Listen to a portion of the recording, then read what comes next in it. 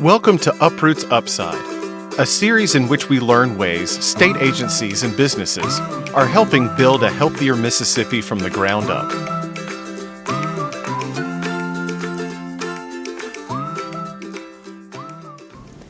Welcome to UProot's Upside.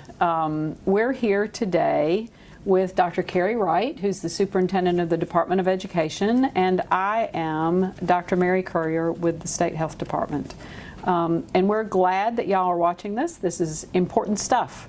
Dr. Wright, welcome. Thank you for being here. My pleasure. I think y'all are doing a lot of great things in the school system. I think you're doing a lot of great things that actually are going to help with health in the state, as well as, of course, educating our children.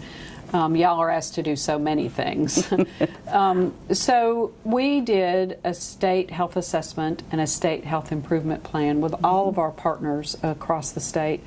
And in the state health improvement plan, we have 4 priorities, and they are a culture of health, creating a culture of health, improving infant health, increasing educational attainment, and we'll talk a minute how that relates back to health. Sure. And improving or decreasing chronic diseases in the state. You know, for 2 of those things, we have the highest infant mortality rate in the state, in the country, and we have really high rates of a lot of chronic diseases. So if we could start with creating a culture of health, I know y'all have done things in the Department of Education and across the state in the schools that do just that. If you could talk a little bit about that. Absolutely. Well, we've really tried to focus, obviously, first on food, because part of our responsibility is ensuring that children are well fed. But we've really changed the menus a lot, and I think the federal government has certainly helped with that, because there's been a lot of regulations that they've changed to make sure that children are getting access to food that's healthier for them, so that they're being given more choices about things. Used to just be that the meal was served and whatever was it, that was it. And now children, when they're coming through the line, can actually choose, you know, a better choice of vegetables or fruits or things of that nature. And it's also good to know that I think when children are feeling fed, and we do that morning, noon, and nights at some schools, then they're feeling better about themselves, and they're more able to concentrate when they're in school. So I think healthy eating has been one thing. The other thing, we have partnered with the Bauer Foundation, who's been very generous in developing videos around physical fitness and physical exercise, fun kinds of things to do that only take maybe the first 5 minutes of class or in between class, and that has been a real success across the state. We've held, you know, all school rallies and things of that nature, and it is. And I think that the one thing we know is that when children are exercising, that stimulates the brain a lot more. It increases their whole breathing, and their body feels better about it, and then they're able to really settle down and concentrate. So you're kind of getting all the, we call it in kindergarten, you know, getting the wiggles out, you know, but whatever those wiggles might be at whatever given age. But I think that's really helping children then being able to concentrate more in school once they're feeling like they've had a little bit of exercise as well. Yeah, I actually went to a classroom and did the Move to Learn thing that the Bauer Foundation helped do. And it's really fun. It is. And what I used to say to my kids when they were running around and acting crazy was, y'all need to get the yayas out. And I'd tell them to go outside and run around the house 3 times. The yayas. The wiggles or whatever. Yeah, exactly. I know there are things that kids could do in line when they're waiting for lunch or waiting in line to go to the auditorium or whatever. It's different, though, isn't it? It is. Telling them to move and jump around instead of standing still. Absolutely, absolutely. And I think that it also, I think, relaxes children. I think sometimes there's children that are just a little too nervous about school, or even socially nervous. And I think this gives, if everybody's doing it, then you're not the one that's standing out. And it's things that anybody can do. And the children have really enjoyed it. They've got a lot of positive feedback from the teachers. So we're excited about that. Yeah, that's cool. And I know y'all have improved the school lunches. I know, you know, the regulations have changed, but you've also got fewer and fewer fryers in the schools. That's exactly right. I think that for a state like Mississippi, I know that's probably been a hard transition, but it's amazing when you start eating healthier, how much simpler it is to be eating healthier. It's hard sometimes, obviously, for children who are raised, in a home that's got a lot of fried foods to not want that. Tater logs. Totally, absolutely. I was raised in one of those homes, so I can appreciate that. But I think that once you start developing better habits, it's just easier to keep those habits up as you get older. One of the issues that we have in the state is access to some of those foods, and I know that I've heard this, that in the schools that have had the choices around fruits especially, that the local grocery store has wanted to know ahead of time because the parents come in wanting the fruits that the kids were getting at school. So like kiwis or something like that, they have to stock up on kiwis. It's not something I actually fed my kids. And that does carry through into adulthood. So my hope is that these kids who are learning to exercise and to eat right, that will carry them into adulthood and will actually affect their chronic disease level. So long term, what y'all are doing should decrease the state's diabetes and other chronic diseases. Well, that's certainly our hope, and I think that we are trying very hard in the schools, and I know the schools are doing an amazing job of to, as you just said, educate the community as well.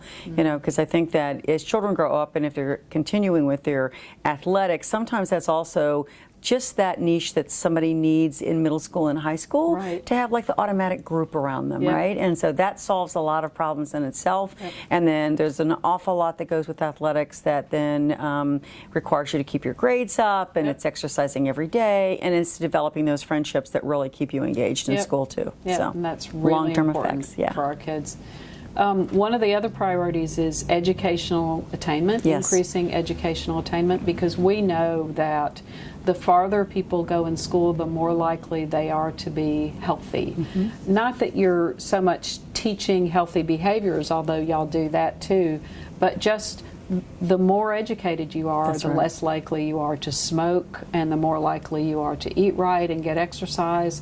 So I think that's important, and I know y'all are doing a lot in that area as well. Well, of course, you're the Department of Education. We would hope so. Well, I think that's one of the things. We know that within the next decade, almost 65% of the jobs, are going to require some form of post-secondary work. Now, whether that is a national certification that children can graduate from high school and immediately do that, or whether it's a 2-year or 4-year, or even our militaries are really upping their ante in terms of what they're asking for children in order to be able to be admitted to the military. And so we really try to create that, I'm going to call it a college-going culture, but it's really a post-secondary learning culture. One of the things that we do with children is we sit down with them, right now we've moved it back to 7th grade, have been in 8th grade, to kind of develop what that plan looks like. And so one of the things that I'm wanted to take back to the staff is something I just at a recent conference that I attended, is just asking children the simple question of how do you intend to continue your learning after you graduate from school.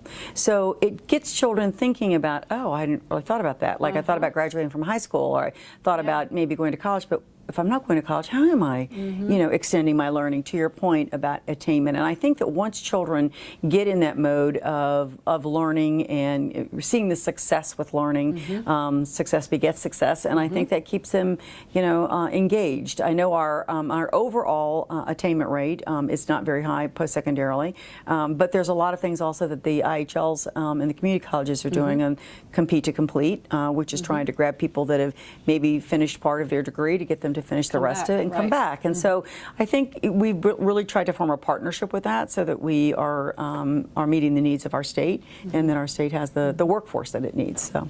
And y'all have increased high school graduation. Yes, we have. Yes, we have. Highest it's ever been. It's at 83%. The national average is at 84%. And that's not bad. It's not bad. And that's been within a few years. And so our goal by 2025 is that we will have a 90% graduation rate, and we're setting that by subgroup so that we're hoping that everybody gets there by 2025. Excellent. Yeah. That's great. Yep. Yeah. Well, congratulations on that. That's wonderful. Thank you. I'm not exactly sure what it is about improving your educational attainment, going farther in school that makes you healthier. But one of the things is you're more likely to have a job that has a healthy environment and have health insurance. So we know that that's really important. So thank you for working on that. Yeah, that's a big effort of ours. Yeah, absolutely. Yeah. You've also got some things you're working on in the area of infant health, which I don't know anything about. Well, it was interesting. We had a set of standards that we had developed already K-12, more along the academic leanings. And then once we engaged in preschool, we felt, well, we really needed to develop standards around 3-year-olds, 4-year-olds, developmentally appropriate. We're not talking about sitting them in their seats and drill and kill. And then we thought, we really need to be thinking like long term, because all of the little ones across our state, we've seen such progress in early childhood that maybe we really need to be broadening this. So we've really broadened our whole perspective from birth through grade 12. And so when we did that, we had nothing that was developmentally appropriate that we could give parents and communities and teachers around what does it mean to be developmentally appropriate activity for a child that's 8 months or a child that's 1 year, 18 months. So we pulled together stakeholders who deal with little ones like this all the time, and we wanted to make sure that what we did was developmentally appropriate. So we had a lot of people that touch children at that age, and we developed we now have birth through grade 12 standards. So a parent can also then, they're on our website, so new moms that may not know, is this right or wrong what my child is doing, or is it developmentally appropriate, or are they meeting those benchmarks that we want them to meet, can look at that and say, wow, yeah, this is right within what it should be, or this is an activity I can use. We also distributed an app to all of our parents, made it accessible to all of our parents, called Vroom. And this app is really fascinating because you can enter your child's age, regardless of what that age is, but it's kind of aimed more at the younger years. Enter the child's age and enter like where you're headed. So if you're headed to the grocery store, or you're at home, or you're outside, and then the app will provide parents what are some activities that are developmentally appropriate for that age to, extend vocabulary and knowledge and just the whole how you engage with the child. I mean, I think there's a lot of times I travel and I watch moms that, that talk incessantly to these little ones, which is exactly what you want to see, and in an adult language, not talking about baby language, but and then you see moms that really don't speak a lot, and I think they're missing such an opportunity, because it's not that children need to understand what you're saying at these young ages. They just need to know that you're engaged with them, and eventually over time that becomes part of their vocabulary as they get older. So there's a lot that we're trying to do at that age. We've got a big family engagement initiative that we're working on, and so we're trying to get our parents as many resources. Parents will say, I want to help, I just don't know what to do at home. So we're hoping to develop resources for them so that it's something that they can feel comfortable with in their home to help their children continue to grow while they're home. So those things are on your website. Yes, they are. And what is your website? mdek12.org, mdek12.org. Great. And anything that's on our website, I mean, for all ages, feel free to download and use at home. Great. So all of our resources are up there for everybody. And I've been telling everybody that as I've been traveling, to other states, and other colleagues of mine are saying, are you doing something with this? I'll say, absolutely. Pull it down from the website, take Mississippi's name off of it, put your state's name on it, and go for it. That's right. That's no right. reason to have to reinvent the wheel. Yeah, that's exactly right. Yeah. Yep. We're all about doing that. That's right. That's efficient. That's right. So the last priority in the State Health Improvement Plan is improving or decreasing chronic diseases, and the things that you're doing to create a culture of health will help and are helping in that regard. I think you've also done other things. Yeah, in fact, I just launched as of officially today, to be honest with you. It's a statewide campaign on chronic absenteeism.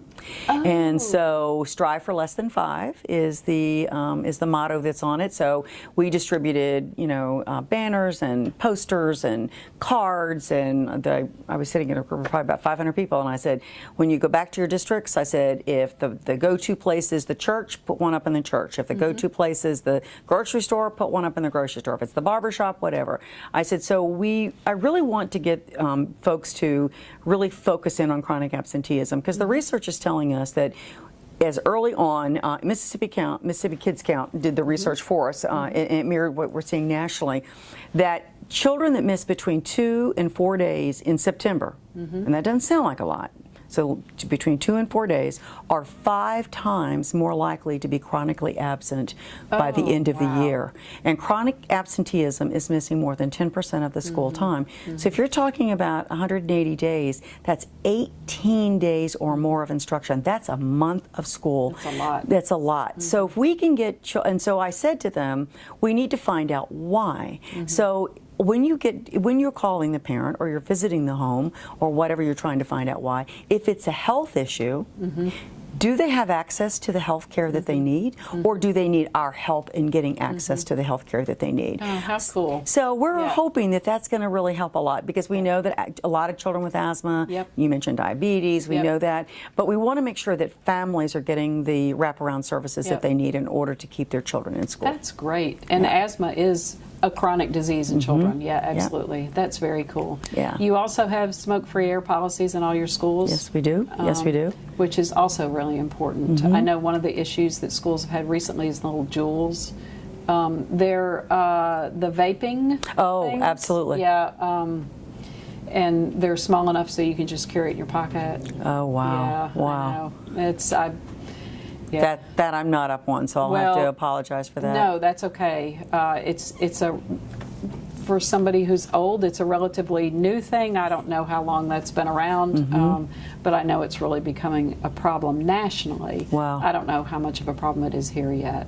Well, we hear a lot also about the opioid, issues, and that's of concern to me, because I've been reading a little bit about it recently, and how quickly that can become an issue is rather frightening. So I think if we're digging into why kids are absent, I'm hoping that we could dig deep enough with some families in order to avoid some of the issues that young people are facing around addiction to opioids. Yeah, it's tough being a kid these days. Yeah, it is. There's a lot out there. There is. Dr. Wright, thank you so much for being here today. I appreciate all the things that you're doing in the Department of Education that are improving health in the state, as well as improving education in the state. Thank you. You've got a lot of stuff, great stuff going on. Thank you. Thanks for having me. You are welcome, and you can come back if you'd like to. This is Dr. Carey Wright with the Department of Education. I'm Dr. Mary Currier with the Department of Health, and this is UProot's Upside, and we'll see you next time.